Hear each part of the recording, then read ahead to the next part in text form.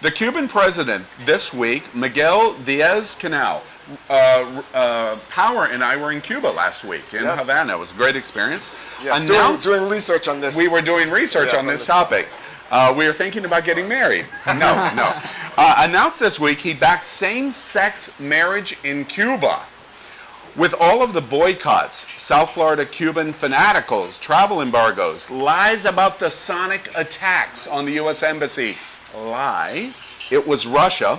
What does his announcement signal about Cuba, and do we care anything about the island? We sure do. I mean, I personally care about the island itself, and I think that was a very strategic way of maybe expressing his support for gay marriage, but at the same time to balance out what the list of things that you just said. For him to, I mean, from my understanding, I mean, for the most part, the gays, I personally like to travel a lot, so to be able to balance, like for example, the travel embargoes, to get more tourists to come out, maybe.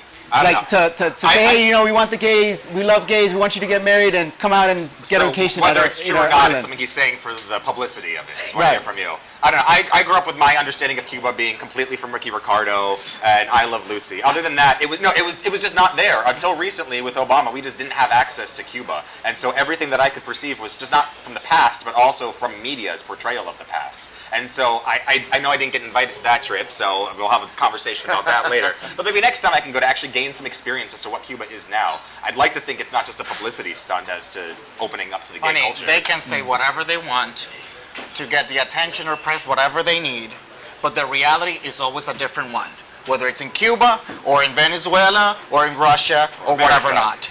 It is what it is. Maricela Castro, who's Raul Castro's daughter, has been the head of the education, the Center for Sexual Education in Havana, and also has led millions of marches for backing up the LGBT community, etc. However, for a long time, but the reality that the LGBTQ community lives in Cuba, it's completely different than what they advertise. So I don't know about this. We do care about the island, but am I amused about this this news or this story?